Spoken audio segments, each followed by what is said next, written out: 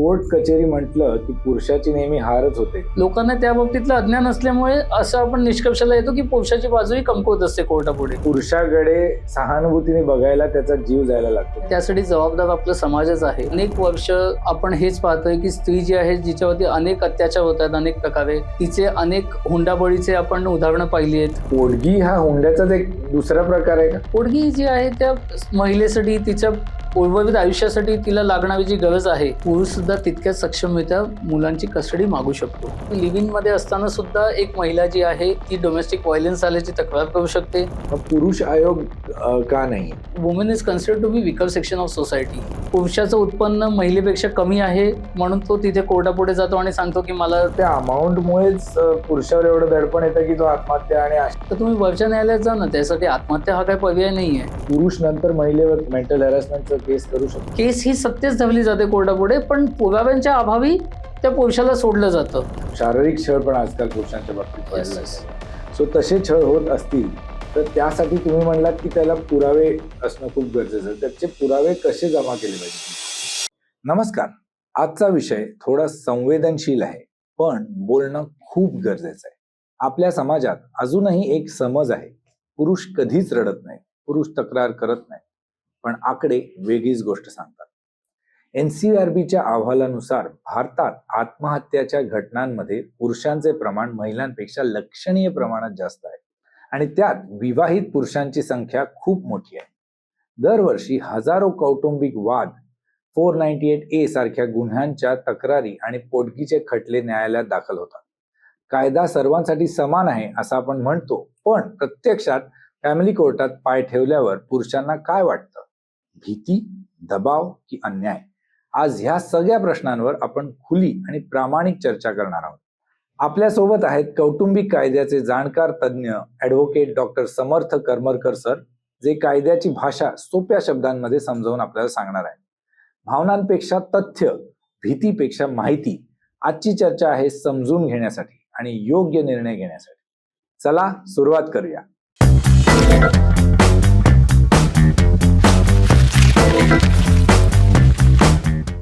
नमस्कार सर, रिकाम चॅट्सच्या पॉडकास्ट नमस्कार. तुमचं खूप स्वागत आहे. तुम्ही आता एवढ्या वर्षांपासून कोर्टात प्रॅक्टिस करताय.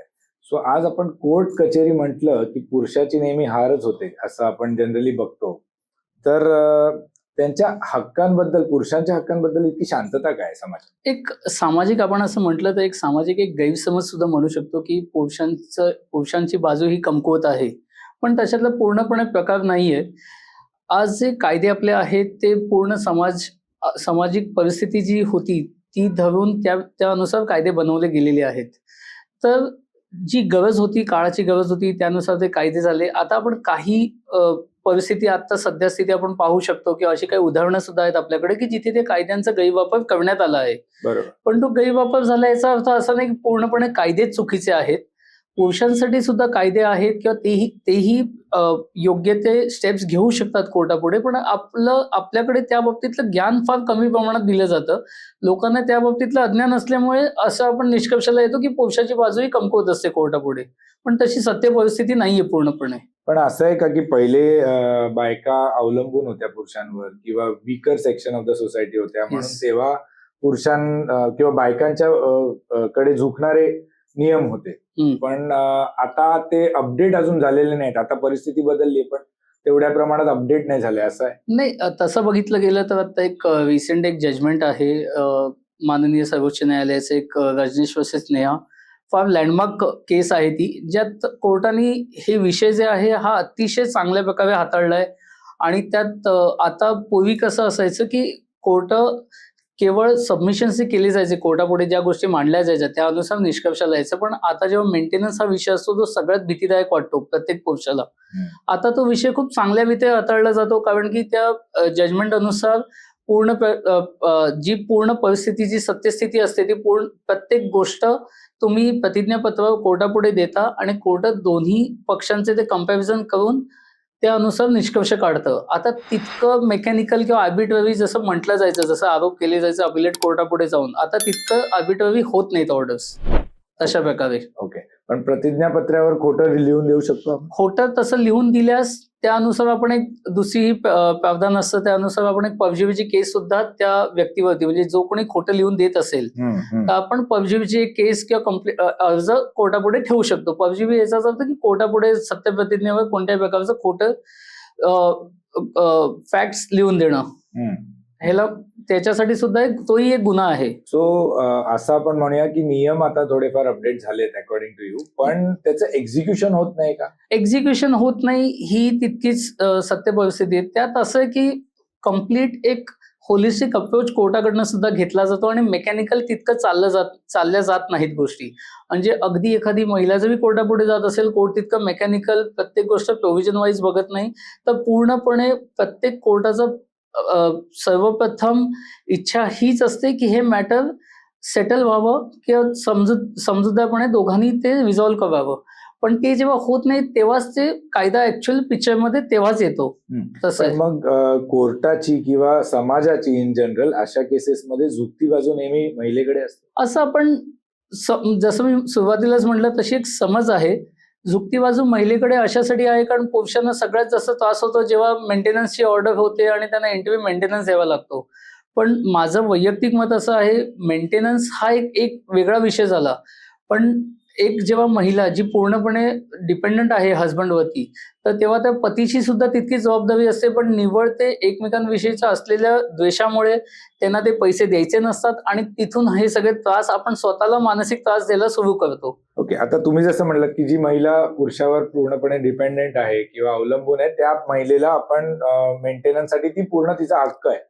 पण ज्या महिला पूर्ण शिकलेल्या आहेत, ज्या काम करतायत, ज्या कमावतायत, त्या सुद्धा मेंटेनन्स मागतात किंवा ॲलिमनी मागतात, हे कितपत योग्य हा वाटतं? फार महत्वाचा विषय तुम्ही घेतलात. आता त्यात असं आहे, म्हणजे आपले कायदे असे आहेत की निव्वळ महिला कोणती कोर्टापुढे जाते म्हणून तिला मेंटेनन्स दिला जात नाही, तर दोघांची लाईफस्टाईल आणि दोघांचे स्टँडर्ड ऑफ लिव्हिंग हे कम्पेअर केलं जातं. आणि आपले हिंदू कायदे असं म्हणतात की ज्या प्रकारचं लाईफस्टाईल किंवा स्टँडर्ड ऑफ लिव्हिंग पतीचं असेल त्याचप्रमाणे त्यांनी पत्नीस व त्यांची जी काय आपत्ती असेल सगळ्यांना त्याच स्टँडर्डनी ठेवलं पाहिजे, त्यांना तसंच मेंटेन केलं गेलं पाहिजे. हे असे आपले कायदे आहेत. त्यामुळे ते पूर्णपणे चुकीचे आहेत असं म्हणणंही चूक होईल आपल्या या दृष्टिकोनातनं. समजा एखादी पत्नी आहे जिला अपत्य पण नाहीये, पण स्वतः एकटी आहे, डिव्होर्स झाला, आता तिला एकतर पोटगी पण पाहिजे आणि तिला मेंटेनन्स पण पाहिजे. ती स्वतः कमावती आहे, शिकलेली आहे, कधी कधी तर नवऱ्यापेक्षा जास्ती कमावती पण आहे, पण तरी सुद्धा झुकती बाजू तिच्याकडे का असते? नाही असते असं पूर्णपणे आपण म्हणू नाही शकत. अनेक केसेस अशा सुद्धा आहेत आपल्या देशात की जिथे महिलांना काहीच मेंटेनन्स मिळालेला नाहीये किंवा तुम्ही जसं म्हणता आर्थिक दृष्टिकोनातनं किंवा शैक्षणिक पातळीवरती त्या पुरुषापेक्षा जास्त शिक्षित असतात किंवा जास्त कमवतात. तर तशा परिस्थितीत कोर्ट हेही अशी निष्कर्ष देतं की कोणत्याही प्रकारचं मेंटेनन्स त्यांना देण्यात येऊ नये, पण ती बाजू योग्यरित्या मांडता आली पाहिजे. आता अशा परिस्थितीत पुरुषांना का मेंटेनन्स मिळतं? पुरुषांना नाही मिळत कारण आपली सामाजिक सेटअपच अशा प्रकारचा आहे की पुरुष जो असतो त्याचीच पूर्णपणे जबाबदारी असते. ही एक आपली जेंडर बेस्ड इनइक्वॅलिटी, आपण इनइक्वॅलिटी नाही म्हणू शकत, एक जेंडर बेस्ड एक रोल्स प्रत्येकाला दिलेले आहेत. ती जबाबदारी आणि तो रोल तो पुरुषाचा असतो मेंटेन करणं. जसं एक आपली जुनी रूढी परंपरेनुसार पुरुष जो होता तो कमवण्यासाठी होता आणि स्त्री जी होती ती घर सांभाळायची. तसंच त्याच बेसिसवरती हे क्रिएट झालेलं आहे की अजून ते अपडेट नाही झालेलं, पूर्णपणे नाही झालं असं आपण म्हणू शकतो. सो सर, आपण आता जसं म्हटलं की एक महिला जर कमवती असेल आणि शिकलेली असेल आणि नवऱ्यापेक्षा जास्ती कमवत असेल आणि नवरा कमी कमवत असेल, तर त्याला पण मेंटेनन्सचा हक्क आहे का? आपण जर नवरा या दृष्टिकोनातनं पाहिलं तर सरासरी मेंटेनन्सचा अधिकार नसतो. फक्त जर तो मेंटली इन्स्टेबल असेल किंवा फिजिकली इन्स्टेबल असेल आणि कमवण्याच्या कपॅसिटीत नसेल तरच तो फक्त कोर्टापुढे अर्ज मांडून मेंटेनन्स महिलेकडनं घेऊ शकतो. नाहीतर सरासरी परिस्थितीत कोणत्याही प्रकारचे असे कायदे नाही आहेत की जेणेकरून की निव्वळ पुरुषाचं उत्पन्न महिलेपेक्षा कमी आहे म्हणून तो तिथे कोर्टापुढे जातो आणि सांगतो की मला तुम्ही मेंटेनन्स द्या, तर तसं होऊ नाही शकत. सो जेव्हा आपण असं म्हणतो की पुरुषांनी जे लाईफस्टाईल जगतोय तेच लाईफस्टाईल त्याच्या बायकोला दिलं पाहिजे किंवा त्याच्या अपत्यांना दिलं पाहिजे, हे उलट्या प्रकारे लागू होत नाही. निश्चितच नाही. सो आता हे सगळं ऐकल्यावर असं आपण जेव्हा म्हणतो की कायदे सगळे समान आहेत, सगळ्यांसाठी समान कायदे आहेत, तर आपण असं म्हणू शकतो का की पुरुष जेव्हा कोर्टात जातो तेव्हा त्याचं जर्नी 10 स्टेप मागून चालू होते एका महिलेपेक्षा. तसं आपण सर्वसाधारणपणे म्हणू शकत नाही किंवा क्लिअरली असं कोणता स्ट्रेट जॅकेट फॉर्म्युला हा प्रकार नाहीये ह्याच्यात, की पुरुषाची हारच होते अशातला काही भागच नसतो. आपला हा बघण्याचा दृष्टिकोन असा झालाय, कारण आपण आपल्या पुढे जी उदाहरणं मांडतो, ही जास्त करून आपण मोठ्या शहरांची, मुंबई, पुणे म्हणा, बंगलोर म्हणा, दिल्ली म्हणा, अशा शहरांची एक्झाम्पल्स घेतो, उदाहरणं घेतो आपल्या पुढे. पण जेव्हा तुम्ही सर्व पूर्णपणे जेव्हा कंप्लीट भारतातलं जर तुम्ही परिस्थिती पाहिलीत, तर हे कायदे अतिशय योग्य आहेत आणि महिलांवरती जे अत्याचार होत आहेत, त्यासाठी हे कायदे अतिशय सक्षमरित्या कामही करतायत. पण आपण जर योग्य त्या स्टेप्स घेतल्या किंवा आपण योग्यरित्या जर आपली बाजू मांडली, तर पुरुषाची देखील हार होते अशातला काही प्रकार नाही. आणि पुरुषांना सुद्धा असे कायदे आहेत, की जेणेकरून ते महिला जर काही चुकीचं करत असेल किंवा कोर्टापुढे खोटी बाजू मांडत असेल किंवा तिने बदनामी केली असेल घरातल्यांची कोणाची कोणत्याही प्रकारे, तर त्या संदर्भात आपण पुरुष सुद्धा तशा प्रकारे केसेस फाईल करू शकतो एका महिलेवर. आता हुंडा विरोधी कायदा आहे. हुंडा मागितला तर नवऱ्यावरती केस होऊ शकते, त्याला पनिशमेंट होऊ Yes. शकते. तर तसं चुकीच्या पद्धतीने किंवा खोट्या रीत्याने पोटगी मागितल्याबद्दल काही कायदा आहे का? आता कसं आहे, त्यात एक मोठा ग्लिच आहे, की तुम्ही निश्चितच असे कायदे आहेत, जर खोट्या केसेस केल्या असतील, जसे आता आपण बघतो बऱ्याचदा 490 सगळ्या विषयाच्या खोट्या केसेस केल्या जातात. पण खोट्या केसेसमध्ये जेव्हा तो निर्दोष सुटतो, तेव्हा युजुअली हा एक टेक्निकल पार्ट काय असतो, कोर्ट जेव्हा त्याला निर्दोष सोडतं, तेव्हा लॅक ऑफ एव्हिडन्ससाठी सोडलं जातं त्याला निर्दोष, की सरकार जी आहे म्हणजे बाईला. प्रॉसिक्युशन, बाईला नाही, पुरुषाला. ओके. लॅक ऑफ एव्हिडन्स म्हणजे स्टेटची जी केस असते, ती सरकारने त्यांची बाजू व्यवस्थितरित्या न मांडल्यामुळे लॅक ऑफ एव्हिडन्सच्या आधारावरती त्या पुरुषाला सोडलं जातं. व्हेअरएज त्याच्यात अशा प्रकारचं कधीच ऑब्झर्वेशन नसतं, की बाईनी खोटी केस केली आहे. केस ही सत्यच धरली जाते कोर्टापुढे, पण पुराव्यांच्या अभावी त्या पुरुषाला सोडलं जातं. आणि तशा परिस्थितीत नाही. मी म्हणतोय की समजा आता मी असे पण बातम्या आपण ऐकतो की बायका लग्नच करतात पोटगीसाठी किंवा मेंटेनन्ससाठी. ओके, तर अशा काही बायका असतील की ज्या निश्चितच त्याचा म्हणजे फायदा लक्षात आलं. घेण्यासाठी. लक्षात आलं. तर तशा परिस्थितीत जेव्हा त्या गोष्टी तुम्हाला सिद्ध करता कोर्टापुढे तुम्हाला तशा गोष्टी मांडाव्या लागतात, की कशा प्रकारे फसवणूक झाली आहे किंवा सुरुवातीपासून फसवणूक झाली आहे की नाही.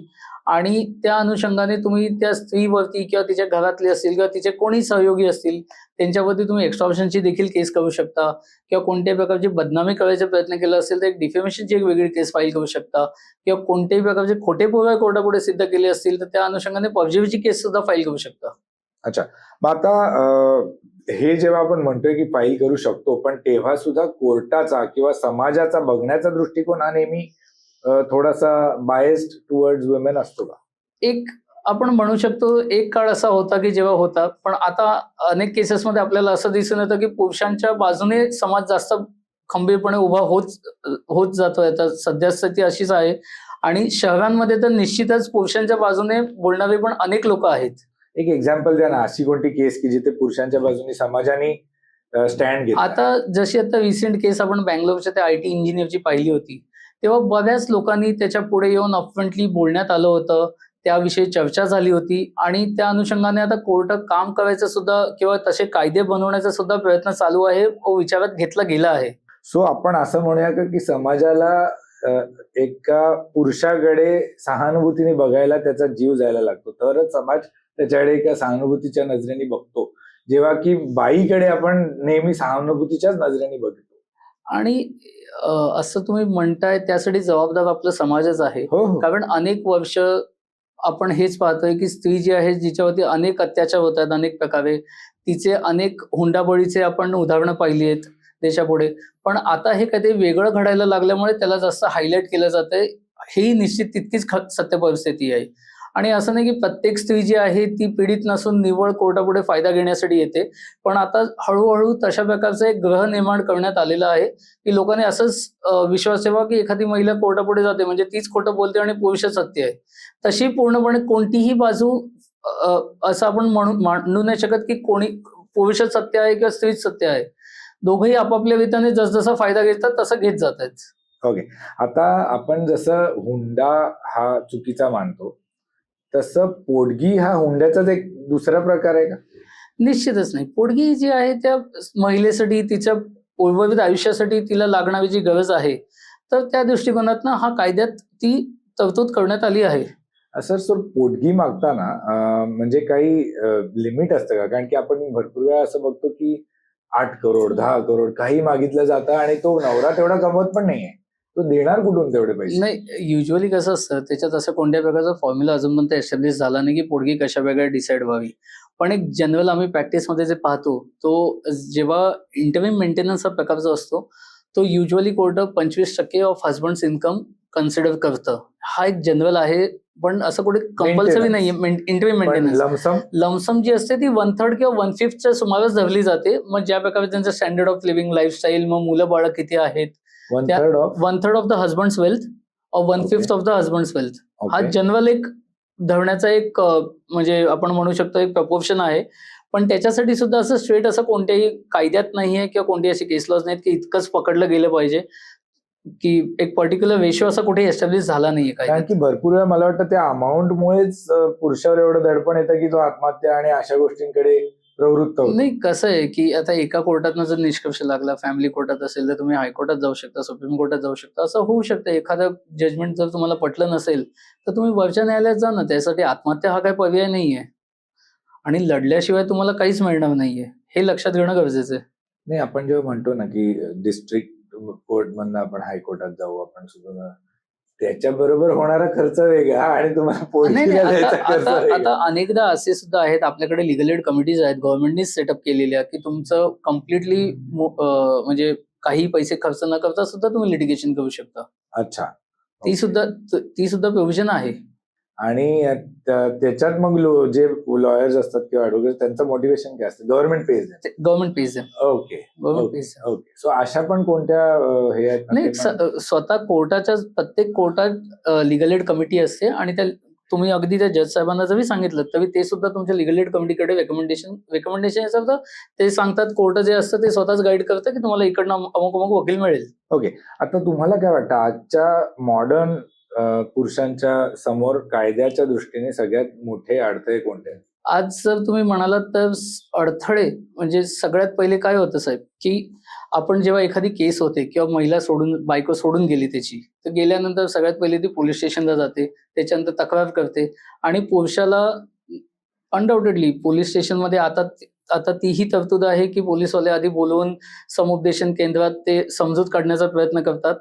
पण अर्ध्याधिक केसेसमध्ये आपल्याला असं बघायला मिळू शकतं, की ती समजूत काढल्यानंतर जेव्हा ती समजूत होत नाही, तेव्हा अल्टिमेटली एफ-आय-आर लॉन्च केला जातो.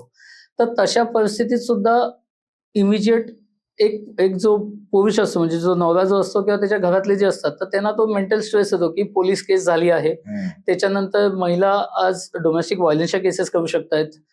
पण एक सांगायचं झालं तर त्यात घाबरण्याची काहीच गरज नाहीये. आपण फक्त योग्य ते स्टेप्स योग्य त्या वेळी घेतल्या गेल्या पाहिजेत आणि आता पूर्वीसारखी कायद्याची परिस्थिती तितकी वाईट नाहीये. अशा प्रकारे तरतुदी करण्यात आलेल्या आहेत, की कोणत्याही प्रकारची पोलीस केस झाल्यास पोलीस त्वरित येऊन तुम्हाला अटक करत नाहीत. तुम्हाला संधी दिली जाते, तुम्हाला वेळ दिला जातो आणि त्याच्यानंतर मीनवाईल तुम्ही अटकपूर्व जामिनासाठी जाऊ शकता आणि स्वतःला सेफगार्ड करू शकता. त्यामुळे एकदमच भोरळून जाऊन किंवा घाबरून जाण्यात अर्थ नाहीये. हे पुरुषांना समजणं खूप गरजेचं आहे.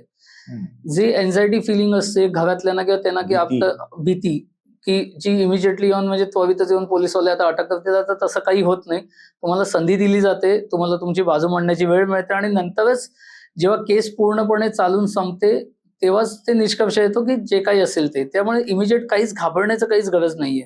सो तुम्ही जसं म्हणलात की पुरुषांचा पहिला रिस्पॉन्स असतो की खूप भीती वाटते किंवा मेंटल स्ट्रेस येतो Yes. किंवा खूप ताण येतो. आता समजा असं करता आलं किंवा सिद्ध झालं की महिलेने चुकीची केस केली किंवा खोटी केस केली, तर त्याच्याबद्दल पुरुष नंतर महिलेवरती मेंटल हॅरॅसमेंटचं केस करू शकतो? हो, निश्चितच. मेंटल हॅरॅसमेंटचं ॲज सच नाही, पण तो खोटी केस फाईल केल्याबद्दल त्याला एक वेगळी केस फाईल करता येते. त्याच्याबद्दल झालेल्या मानसिक ताणासाठी तो एक सिव्हिल सूट सुद्धा फाईल करू शकतो, कॉम्पेन्सेशनसाठी मागू शकतो. मागू शकतो. पण आपल्याकडे ती करण्याची युज्युअल टेंडन्सी नाहीये. त्याचं कारण आहे जो विलंब होतो कोर्टापुढे. आधीच जेव्हा केसेस चालतात तेव्हा आयुष्यातली 7-8 महत्वाची वर्ष गेलेली असतात, तर आणखीन पुढची कोण म्हणजे पुढची आणखीन 5-10 वर्ष वाया घालवण्यात कोणीच इंटरेस्टेड नसतं. सो आता आपण जेव्हा क्रूरता किंवा छळ म्हणतो तो नेहमी असोसिएट केला जातो महिलांबरोबर. पण कधी पुरुषाच्या बाबतीत छळ होत असेल, मानसिक छळ म्हणूया आपण, किंवा शारीरिक छळ पण आजकाल पुरुषांच्या बाबतीत व्हायला Yes, yes. लागलेले आहेत. सो तसे छळ होत असतील तर त्यासाठी तुम्ही म्हणलात की त्याला पुरावे असणं खूप गरजेचं आहे. त्याचे पुरावे कसे जमा केले पाहिजे पुरुषांनी? आता पुरावे बनणं जसं शारीरिक छळ. आता शारीरिक छळ असला की डेफिनेटली कोणत्याही प्रकारचं काही असॉल्ट असू शकतो किंवा मार असू शकतो. तर इमिजिएटली कोणत्यातरी सरकारी हॉस्पिटलमध्ये जाऊन त्याचं मेडिकल सर्टिफिकेट घेणं व त्या अनुषंगाने जाऊन पोलीस स्टेशनमध्ये तुमची बाजू मांडून जी केस आहे ती लॉन्च करण्यासाठी त्यांना रिक्वेस्ट करणं. ही एक बाब झाली. As far as mental cruelty concerned आहे, आपण मेंटल क्रुएल्टीच्या आधारे एक पोलीस जो आहे तो कोर्टापुढे जाऊन त्याच्या डिव्होर्सची दाद मागू शकतो on the grounds of cruelty. आता तिसरा आणखीन एक पार्ट असतो तो आहे फायनान्शियल क्रुएल्टी. फायनान्शियल अब्यूज आपण म्हणू शकतो, नॉट क्रुएल्टी, फायनान्शियल अब्यूज. तोही आजच्या तारखेत खूप मोठ्या प्रमाणात चालू आहे. जर फायनान्शियल अब्यूज जरी झाला असेल, इव्हन दॅट फायनान्शियल अब्यूजला थोडं डिटेल. फायनान्शियल अब्यूज म्हणजे कोणत्याही प्रकारचे जबरदस्तीचे पैशाची मागणी करणं किंवा अशा प्रकारे धमकी देणं की तू हे जर केलं नाहीस तर तुम्हाला असं प्रकारे खोट्या केसेसमध्ये अडकवलं जाईल, किंवा जेव्हा सोबत तुम्ही राहतही असतात तेव्हा सुद्धा तुमच्याकडनं पैसे अति प्रमाणात उकळणं जाणं, हे सगळे फायनान्शियल अब्यूजचे प्रकार आहेत. किंवा तुमच्याकडनं कोणती तरी मला गुंतवणूक करायची आहे, माझ्या वडिलांना पैसे हवेत वगैरे अशा प्रकारे सांगून जेव्हा पैसे घेतले जातात तो प्रकार झाला. तर ह्या सगळे जरी असतील तरी ते सुद्धा क्रुएल्टीमध्ये आजच्या घडीत पकडलं जातं व ते सुद्धा तुम्ही कोर्टापुढे मांडू शकता की जरी तुमचा फायनान्शियल अब्यूज झाला असेल तरी सुद्धा. तर तुम्ही मगाशी जसं म्हणलात की कोणीतरी महिलेने केस फाईल केली म्हणून लगेच पुरुषाला अटक होईल असं नाही, तर मग त्याच्याकडे प्राथमिक कायदेशीर मार्ग कोणते कोणते असतात? एक आता ह्याच विषयाशी जोडलेला आणखीन एक महत्वाचा भाग, जे सगळ्या महिलांसाठी माझं म्हणणं असं आहे की जर तुम्ही तुमचं सासरचं घर सोडून निघत आहात तर सगळ्यात महत्वाची बाब ही तुम्ही करणं गरजेचं आहे की जे काही तुमचे दागिने असतील, तुमचे स्त्रीधन असतील व तुमचे व्हॅल्युएबल जे काही किंवा सर्टिफिकेट्स, डॉक्युमेंट्स ते सगळे घेऊन निघावेत. कारण ती गोष्ट कोर्टापुढे सिद्ध करणं की तुमचं स्त्रीधन पुरुषाच्या घरातल्याने ठेवलंय का नाही हे अतिशय कठीण गोष्ट आहे. त्याचबरोबर पुरुषांनी सुद्धा दागिने जेव्हा स्त्रीधन एक महिला घेऊन जात असेल तर त्याची प्रॉपर एक यादी बनवावी, त्याच्यावरती तिची सही घ्यावी, तिच्यासोबत आणखीन कोण तिच्या घरातले असेल त्यांची घ्यावी आणि ती एक यादी बनवून तुमच्या नजीकच्या पोलीस स्टेशनमध्ये ती जमा करावी. म्हणजे हा एक पॅमा फेसी दोघांनी म्हणजे लक्षात घेण्याचा भाग आहे आणि हे स्टेप्स खूप महत्वाचे आहेत. ओके. आणि पुरुषांकडे प्राथमिक काय मार्ग आहेत? पुरुषांकडे प्राथमिक मार्ग हेच आहेत की आता जनरली सगळ्यात योग्य मार्ग हाच असतो की जे काही तुमचं घडलंय त्या अनुषंगाने तुम्ही पोलीस स्टेशनला एक कळवावं की ही अशा परिस्थितीत अमुक व्यक्तीसोबत अमुक सामान घेऊन या घरातनं निघून गेले आहेत आणि स्वेच्छेने निघून गेले आहेत, हे तुम्ही पोलीस स्टेशनला कळवणं गरजेचं आहे. की उद्या उठून त्यांनी असं काही सांगावं किंवा महिलेला अशी काही संधी मिळावी की तिने मारझोड करून पाठवलंय का हुंडा नाही दिल्यामुळे पाठवलंय, तर ही संधी त्यांच्यासाठी ती संधी कायम ओपनच असते. पण आपण सुद्धा ही दक्षता घेणं तितकीच गरजेची आहे की असं काही झाल्यास त्वरित ते कळवावं आपण जवळच्या पोलीस स्टेशनला. तर महिला आयोग सारखे महिलांच्या हक्कांसाठी झगडणारे संघटना आहेत, पण पुरुषांसाठी पण अशी काही संघटना आहे? पुरुषांसाठी एनजीओज बरेच आहेत पण सरकारी संघटना तरी नाहीयेत अशा प्रकारच्या. आणि कोर्टाकडनं एक अपेक्षा असते की पुरुषांच्या वतीने काहीतरी कोर्टाने निष्कर्ष काढावा. ओके, ठीक आहे. आता लीगल ब्लॅकमेलिंग तुम्ही जसं मगाशी म्हणालात ते खूप प्रमाणात वाढले आणि त्याच्यामुळे पुरुषांचे खूप जास्ती आत्महत्याचं प्रमाण पण खूप जास्ती वाढलेलं आहे. तर हे थांबवायला किंवा ह्याला एक वेळखा घालण्यासाठी काय करायला पाहिजे? कसं आहे ह्याच्यात, आपण सगळ्यात पहिले मी म्हटलं जेव्हा पहिली केस सुरू होते तुमची, जेव्हा मॅट्रिमोनियल डिस्प्यूट सुरू होतं तेव्हा कुठेतरी त्या पुरुषांनी ते एक्सेप्ट करून ती गोष्ट मेंटली प्रिपेअर होणं पण गरजेचं असतं. आत्महत्या हा काही पर्याय नाहीये आणि तुम्ही लढलात तर असं नाही की कायदे तुमच्या विरोधातच आहेत किंवा कोर्ट तुमच्या विरोधातच जाणार आहेत. तुम्हाला स्वतःला सक्षम करून तुम्हाला लढणं, तुमची बाजू योग्यरित्या मांडणं गरजेचं आहे आणि आत्महत्येसारखा पर्याय अजिबातच निवडला गेला नाही पाहिजे. कोणीही असो, मग ते स्त्री असो का पुरुष असो, आजही आपलं समाज पण तितकं आहे सक्षमरित्या उभं राहत आहे दोघांच्याही वतीने. तुम्ही काय करता आणि कशा प्रकारे बाजू मांडताय हे महत्वाचं आहे. तुमची एनर्जी दुसऱ्या कोणत्या गोष्टीत फुकट घालवण्यापेक्षा तुम्ही कशा प्रकारे स्वतःची बाजू योग्यरित्या मांडू शकता हे लक्षात घेणं जास्त गरजेचं आहे. आता सर हे झालं लग्नानंतरच्या सगळ्या गोष्टी, पण इन जनरल पुरुषांना आता हनी ट्रॅप करण्याचं पण प्रमाण खूप वाढलेलं आहे डेटिंग ऍप्सद्वारे, इंस्टाग्राम, सोशल मीडियाद्वारे. तर त्याच्याबद्दल तुम्ही काय सांगाल? तुम्ही जे काही करता त्या गोष्टी रेकॉर्डवरती ठेवणं गरजेचं आहे. त्याच्या व्यतिरिक्त सगळ्यात महत्त्वाचा पार्ट स्वतः थोडं दक्ष असणं सुद्धा गरजेचं आहे. अशा प्रकारचे कोणतेही संबंध प्रस्थापित करताना ह्याचा निष्कर्ष काय असू शकतो व ह्याच्यातनं काय घडू शकतं, हे स्वतः सुद्धा प्रत्येकाने जागरूक असणं गरजेचं आहे. आता एखादा ट्रॅप करतोय का नाही करत आहे, हे जाणून घेण्या अगोदरच तुम्ही इतक्या प्रकारे विश्वास ठेवणं आणि अशा प्रकारे कोणत्याही संबंधांमध्ये गुंतणं, हे स्वतः सुद्धा लक्षात घेण्याची बाब आहे. त्यामुळे कायदे जे आहेत ते तर डेफिनेटली त्याबद्दल आता काम सुद्धा सुरू करतायत. म्हणजे काम आता रोमिओ अँड ज्युलिएट लॉ जो आता नवीन येतोय, त्यात आपण पाहिलंय की जे लव्ह अफेअर्स वाले पण रिलेशनशिप असतात आणि कन्सेन्शुअल रिलेशनशिप बेसिकली, त्या अनुषंगाने आता कायदे कदाचित होतील सुद्धा उद्या भविष्यात. हम्म. आणि ते गरजेचे सुद्धा आहेत निश्चितच. पण जोवर नाहीये तोपर्यंत आपण सुद्धा अशा प्रकारचे संबंध प्रस्थापित करताना त्याचे काय येऊ शकतात. आता हनी ट्रॅप मध्ये अजून एक असा प्रकार आहे की तुमचे वेगवेगळ्या प्रकारचे व्हिडिओज काढून तुम्हाला ब्लॅकमेल केलं जातं. तर मग अशा कंडिशन मध्ये एक पुरुष पोलिसांकडे जाऊ शकतो, त्याचे काही हक्क आहेत की त्यांनी फक्त पैसे देऊन गपचूप मॅटर मिटवलं पाहिजे? म्हणजे मी माझ्या प्रॅक्टिसच्या अनुभवातनं सांगतो, असे म्हणजे माझ्याकडे सुद्धा असे 3-4 जण असे आलेत की ज्यांचे अशा प्रकारे घडलेत. तर सगळ्यात पहिली गोष्ट, हे जे अशा प्रकारचे व्हिडिओ तयार करून, मॉर्फ व्हिडिओज तयार करून जे घाबरवणारी लोक असतात, ते स्वतः सुद्धा अतिशय घाबरट असतात. अच्छा. हां, सगळ्यात पहिली स्टेप पोलीस स्टेशनला जावं किंवा आपण जे नॅशनल पोर्टल आहे आपलं सायबर क्राईमचं, त्याच्यावरती रिपोर्ट करावा, ते तर आहेच. पण त्याचबरोबर इमिजिएटली विथ इमिजिएट इफेक्ट तुमचे जे काही सोशल मीडिया हँडल्स असतात, मग ते Facebook असो का Instagram असो, ते पहिले अकाउंट डिॲक्टिव्हेट करणं गरजेचं आहे. आणि जितके अनफ्रेंड करू शकाल तुम्ही तितकं जास्त, जितके फास्ट जितके अनफ्रेंड करू शकाल. कारण त्याचबरोबर त्या मोमेंटमध्ये ते तुम्हाला 10 मिनिटाच्या कालावधीत तुम्हाला 15 कॉल येतील त्यांचे. ते सतत कॉल करून घाबरतात की आता तो लगेच तुझं करू का? तर त्याला घाबरण्याची गरज नाही, कारण त्या माणसालाही जर पैसे मिळाले तरच फायदा आहे. तोही कुठे रिलीज करत नसतो. बरोबर. त्याच्यामुळे इतकं घाबरून जाणं अजिबात गरजेचं नाहीये.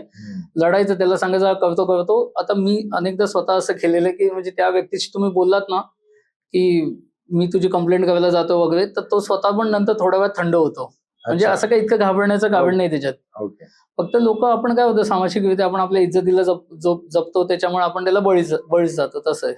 आता आपण एवढं सगळं कपल्स बद्दल बोललो, पण कपल्स बरोबर घटस्फोट जेव्हा होतो तेव्हा फक्त नवरा बायको नाही तर त्यांची मुलं पण इन्व्हॉल्व्ह असतात. येस. सो भरपूर वेळा असं बघितलं गेलेलं आहे किंवा अशी एक सामाजिक मान्यता आहे की जनरली मुलांची कस्टडी बाईकडे जाते. तर असं नक्की आहे की असं काही नाही? आता जर तुम्ही मला कायद्यांतर्गत विचारलं, तर आता तसं काही राहिलेलं नाहीये. पुरुष सुद्धा तितक्याच सक्षमरित्या मुलांची कस्टडी मागू शकतो. पण आपण परिस्थिती लक्षात घेता किंवा मुलाची गरज लक्षात घेता, आई जो रोल प्ले करू शकते, तो कदाचित वडील नाही करू शकत अनेकदा. म्हणजे वडील फायनान्शियली अतिशय सक्षम असतील किंवा बाकी सगळ्या दृष्टिकोनातून योग्य असेल, पण जी गरज असते मुलाची, की म्हणजे सकाळी उठल्यापासून ते रात्री झोपेस्तवर, त्या दृष्टिकोनातनं कोर्टाचा असा बघण्याचा दृष्टिकोन असतो की आई जे देऊ शकते ते कदाचित वडील नाही देऊ शकणार. पण वडील जर तसं काही सिद्ध करू शकले की आईचं म्हणजे कॅरेक्टर वाईजच एखादी स्त्री जर नसेल योग्य किंवा तिचं मेंटल इन्स्टेबिलिटी असेल, तर अशा परिस्थितीत वडिलांना सुद्धा त्याची कस्टडी मिळू शकते. किंवा असे कोणते आजार असतील आईला की ज्याच्यामुळे मुलाला त्रास होऊ शकतो, तर अशा परिस्थितीत वडील सुद्धा कस्टडी घेऊ शकतात. अशी कोणती केस सांगाल जिथे मुलाच्या कस्टडीवरनं भांडणं झाली आहेत आणि खूप वियर्ड केस आहे? असे म्हणजे एक अनफॉर्च्युनेट पार्ट असा आहे की म्हणजे मी स्वतः पाहिलेली म्हणजे केस कोर्टात चालू असताना, की एक आई वडील आले होते, दोघंही सक्षमरित्या कमवत होते, अतिशय म्हणजे आपण ज्याला म्हणतो handsome salary in lakhs, like दोघंही मिळून कमवत होते महिन्याला. पण तरी सुद्धा त्यांनी दोघांनी मिळून अर्ज कोर्टापुढे केला की आम्हाला दोघांनाही प्रायव्हसी पाहिजे आणि लिबर्टी पाहिजे लाईफमध्ये. तर ह्या मुलाची कुठेतरी व्यवस्था करण्यात यावी राहण्याची. एक लहान मुलगी होती 6-6.5 वर्षाची. असे सुद्धा अनफॉर्च्युनेट इन्सिडेंट्स असतात. पण आता अशा परिस्थितीत आपण हेच म्हणू शकतो, मानसिक विकृती जर असेल तर त्याच्यासाठी कोर्ट सुद्धा कितपत सक्षम ठरू शकतं. मग अशा कंडिशन मध्ये कोर्ट काय निकाल देतो? कोर्ट डेफिनेटली, एक आपण जसं म्हणतो की welfare of the child is of paramount importance, हाच कोर्टाचा बघण्याचा दृष्टिकोन असतो. आणि कोर्ट निव्वळ कायद्याच्या पुस्तकातून नाही तर त्याच्यातनं बाहेर जाऊन जे मुलासाठी बेस्ट करू शकतात, कोर्ट कायम तेच प्रयत्न करतं. ओके. आणि समजा आता कोणत्या तरी एका पेरेंटला दिलं त्या मुलीला, पण तो जर पेरेंट आपण म्हणतोय की विकृत आहे, तर मग तो रेज पण नीट करणार नाही. त्या चाइल्ड. निश्चितच. आता आपण एक सामाजिक जबाबदारी म्हणून जर विचार केला, तर दोन्ही पालकांनी हा विचार केला गेला पाहिजे, की तुमचा एकमेकांविषयी कितीही द्वेष असला, तरी मूल तुमचंच आहे आणि ते उद्या एक समाजात एक चांगला नागरिक म्हणून मोठं झालं पाहिजे, ही जबाबदारी तर पालकांचीच असते. आणि कोर्ट आणि कायदा कितपत पुरा पडणार आहे, ह्या सगळ्या गोष्टीत. त्यामुळे आपण स्वतः इंडिव्हिज्युअली सुद्धा ही जबाबदारी एक्सेप्ट करणं आणि समजणं गरजेचं आहे. पण मग अशासाठी काही अडॉप्शन प्रोग्राम्स वगैरे घेतले जात नाही अशा मुलांसाठी? अशा मुलांसाठी नसतात अडॉप्शन प्रोग्राम्स. Okay, okay. आणि आता भरपूर वेळा असं बघितलं होतं की समजा आईला कस्टडी दिली तर मुद्दाम बाळाला बाबांपासून दूर ठेवणं किंवा बाबांबद्दल काहीतरी भडकवणं हे पण केलं हे जातं. कायमच आपण पाहतो, की जो कस्टोडियन पॅरेंट असतो, तो अनेकदा विष पेरतो मुलाच्या मनात एक्झॅक्टली. नॉन कस्टोडियन पॅरेंट विषयी. मग ते आई असो किंवा वडील असो. बरोबर. पण जसं मी म्हटलं, ॲज अ समाज म्हणून आपणच ही गोष्ट कुठेतरी थांबवली पाहिजे. मी अनेकदा सुद्धा म्हणजे माझ्याकडे सुद्धा अनेक अशी उदाहरणं आहेत, की नवरा-बायको दोघेही विभक्त झालेत. पण मुलं इतकी आनंदात आणि इतकी व्यवस्थितपणे जगतायत आणि त्यांना ती सिक्युरिटी दिली गेली आहे, की पाहिजे तेव्हा वडिलांकडे जातात, हवं तेव्हा आईकडे जातायत आणि दोघंही आरामात म्हणजे त्या मुलांना इन्सिक्युरिटी क्रिएट करण्यात येऊ नये अजिबात, हे लक्षात घेणं खूप गरजेचं आहे. मुलाला जर वडिलांसोबत 10 दिवस राहायचं तर त्याच्यात जर कन्सेंट टर्म्समध्ये आपण कोर्टापुढे असं लिहून दिलं, की त्यांनी व्हेकेशनचे 15 दिवसच राहायचं, तर 15 चे 16 झाले, तरी ते आईनी सुद्धा समजून घ्यावं किंवा वडिलांनी सुद्धा समजून घ्यावं. मुलाला कशात आनंद मिळतोय हे दोघांनी लक्षात घेणं जास्त गरजेचं आहे. आता भरपूर वेळा मुलांचं मत घेतलं जातं का कस्टडी देण्याच्या आधी? बऱ्याचदा कोर्ट जे असतं ते मुलांचे इंटरव्ह्यू करतात. ॲट द सेम टाईम आपल्याकडे म्हणजे आता मुंबईचं जर आपण धरलं, तर मुंबईत तिथे प्रॉपर NGOज आहेत जे मुलांचे इंटरव्ह्यूज घेतात, काउन्सिलिंग सेशन्स होतात आणि त्यानुसार सुद्धा कोर्ट बरेच वेळा निष्कर्ष काढतं, की पुढे मुलाची कस्टडी कशाप्रकारे देण्यात यावी, कोणाला देण्यात यावी किंवा एक्सेस कशाप्रकारे एकमेकांना देण्यात यावा, जो नॉन कस्टडियन पॅरेंट असेल त्याला. ओके. आता हे सगळं ऐकून लग्नाविषयीच भीती वाटायला लागते पुरुषांना. So, असं आपण म्हणू शकतो का की मग याच्यापेक्षा लग्न केल्याशी करण्यापेक्षा आपण लिव्ह इन मध्येच राहिलेलं बेटर आहे? लिव्ह इन पण आजच्या तारखेत आपण पाहिलं तर लिव्ह इन मध्ये सुद्धा तितकं सोपं नाहीये. कारण डोमेस्टिक व्हायलन्स हा जो कायदा आहे आपला, त्या डोमेस्टिक व्हायलन्स कायद्याअंतर्गत लिव्ह इन मध्ये असताना सुद्धा एक महिला जी आहे ती डोमेस्टिक व्हायलन्स झाल्याची तक्रार करू शकते. त्याचबरोबर ती शेल्टरची मागणी करू शकते आणि मेंटेनन्स सुद्धा मागू शकते. त्याच्यासाठी काही काळ जायला लागतो लिव्ह इन मध्ये की असं काही नाही? असं काही आवश्यकता नाहीये. तुम्ही एकत्र राहणं गरजेचं आहे. तुम्ही दोघांनी लिव्हिंग एक्सपेन्स शेअर करणं गरजेचं आहे लिव्ह इन रिलेशनशिप एस्टॅब्लिश करण्यासाठी. ओके. लिव्हिंग एक्सपेन्सेस शेअर करत असाल तरच लिव्ह इन तर लिव्ह इन प्रूव्ह करणं इझी होतं. ओके. नाहीतर मग ते दुसऱ्या कॅटेगरीत जातं, की तुम्ही म्हणू शकता की जसं कीप आपण म्हणतो तसं आहे किंवा okay. Something kind of Okay. Illicit relationships तसं येतं. Okay okay okay okay. तर जे पुरुष या अत्याचारातनं जात आहेत किंवा या परिस्थितीतनं जात आहेत त्यांच्यासाठी अशा कोणत्या संस्था तुम्ही सांगाल का ज्या त्यांच्यासाठी धावून येऊ शकतात किंवा त्यांना आपण मेंटल काउन्सिलिंगसाठी म्हणा किंवा लीगल काउन्सिलिंगसाठी हेल्प करू शकतो? आता लीगल काउन्सिलिंग म्हणालात किंवा मेंटल काउन्सिलिंग असे बऱ्याच संस्था NGOज म्हणजे तुम्ही rather than naming you can find it over Google. पण त्या बाबतीत सावधता राखणं पण खूप गरजेचं आहे. कारण अशा फसव्या संस्था सुद्धा आपल्याकडे अशा अनेक आहेत, की ज्या चुकीच्या प्रकारे फक्त त्या पुरुषांकडनं पैसे उकळतात, काम काहीच होत नाही. कारण शेवटी कोणतीही संस्था असली तरी ते कायद्याच्या पलीकडे जाऊन तर काही काम करू शकत नाही. बरोबर. आणि त्या तितके सक्षम आपल्याकडे कायदे नाहीयेत, की अशा फसवणूक झाल्यास त्वरित काही आपल्याला तुम्हाला स्टेप्स घेता येतील किंवा त्वरित काही ऍक्शन घेऊन तुमचे रिझल्ट्स येतील. असे कोणत्या प्रकारचे काही तरतुदीच नाहीयेत. तर तेही काही वेगळं काही करू शकणार नाहीयेत. ते निव्वळ पैसे काढतील आणि आश्वासनं देतील. सो तुम्हाला असं वाटतं का की सरकारने सुद्धा पुरुष आयोग सारखं काहीतरी एक संस्था नेमली पाहिजे आणि थोडेसे कायद्यांमध्ये पण अपडेशन केलं पाहिजे किंवा थोडे फार बदल केले पाहिजे अर्बन कायद्यांसाठी म्हणा किंवा व्हॉट एव्हर, पण ज्याच्याने पुरुषांचे पण हक्क थोड्याफार प्रमाणात प्रोटेक्ट केले जातील? आता आपण जर बघितलं आपल्या भारतातली जी ओव्हरऑल सामाजिक परिस्थिती म्हणा किंवा आपलं जे इतिहास पाहिलात तर त्या अनुषंगानेच आता झालेले कायदे आहेत आणि आपण फक्त एखाद्या शहरासाठी किंवा मोठ्या मेट्रोपॉलिटन सिटीसाठी पण एखाद्या महानगरासाठी आपण असे वेगळे कायदे होऊ नाही शकत. पूर्ण भारतवर्ष जर लक्षात आपण घेतलं तर त्या अनुषंगाने हे कायदे सक्षम आहेत ह्यात काहीच शंका नाही. त्याचबरोबर तुम्ही जे म्हणताय की पुरुषांसाठी, तर पुरुषांसाठी जे मी सुरुवातीला देखील म्हटलं त्यानुसार त्यांनी जर काही चूक घडली असेल तर त्यांना ऍक्शन घेण्यासाठी त्यांच्यासाठी कायदे आहेतच तसे आजही. पण त्याचं ज्ञान कमी असल्यामुळे किंवा आपल्याकडे ती भीती निर्माण केल्यामुळे आपल्या ते लक्षातच येत नाहीत गोष्टी, की पुरुष सुद्धा ॲक्शन घेऊ शकतो. निश्चितच आपलं अनफॉर्च्युनेटली आपलं तितकं इन्फ्रास्ट्रक्चर तितकं नाही आहे, की ज्याच्यामुळे कोर्टाच्या केसेस लांबल्या जातायत आणि त्यामुळे त्याच्यात वेळ जातोय. पण बाकी काही कारण नाही, की पुरुषांना कंप्लीटच डावललं जातंय. मग पुरुष आयोग का नाही बनू शकत? कारण आपण पाहिलं तर even as per constitution woman is considered to be weaker section of society. That is the reason. आणि protections are meant for weaker and not for the stronger section. But now even if the things are changing, we cannot change. Certainly not. Because आपण admit करावं का न करावं, western countries म्हणा किंवा even आपल्या Asian countries सुद्धा mail dominance हा आपण पूर्णपणे रिफ्यूट करू शकत नाही. ही तितकीच सत्य परिस्थिती आहे. ओके, छान वाटलं डॉक्टर साहेब, आणि खूप गोष्टी कळल्या, आणि म्हणजे पुरुषांचं दुःख पण थोडं शेअर केलं आपण. लेट्स होप की अजून पुरुषांना पण निश्चित. थोडीशी सद्बुद्धी मिळेल आणि ते म्हणजे प्रॉपर गायडन्स घेतील, लिगल निश्चित. गायडन्स, ज्याच्याने त्यांचे पण हक्क प्रोटेक्ट होऊ शकतील.